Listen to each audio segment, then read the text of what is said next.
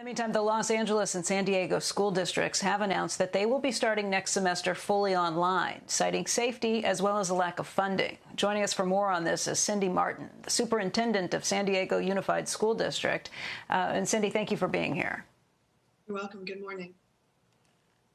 Good morning. This is a decision that I would imagine didn't come easily, this decision to be starting the school district fully online, the school season fully online. I know it's not something that you have plans for the full year, but how did you get to this decision? What factors went into that?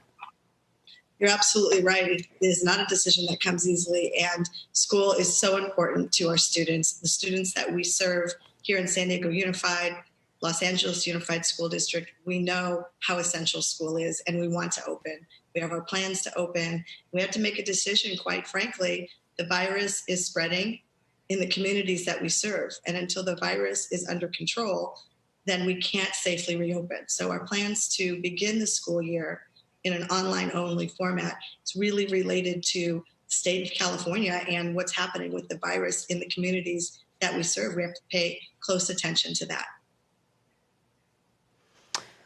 Cindy, I'm not sure if you heard Elon's report just before, but she talked about Republicans saying that they may tie some of the additional aid coming to schools to an in-person reopening, an in-classroom reopening for some of these issues. How much funding do you have to deal with COVID preparations? How much would you need to be able to feel like you can reopen the school safely? That's so important in terms of planning. As running a large school district like San Diego Unified, I'm a lifelong educator.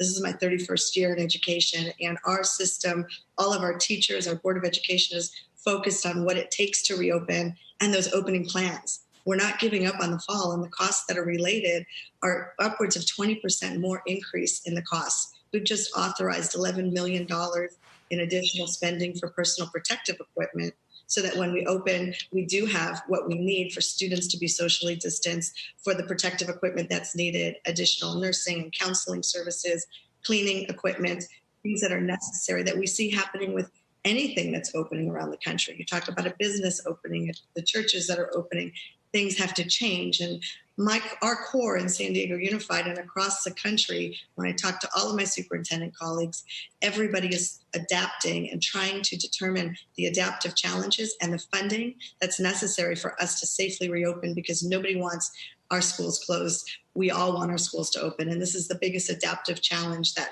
public education has truly experienced. And with all my superintendent colleagues, we can outline for you the cost that it will take to reopen our schools. This is a national emergency. It requires a national response. And so the HEROES Act and the Coronavirus Child Care and Education Relief Act outline that this will cost more money, not less money, to safely reopen our schools.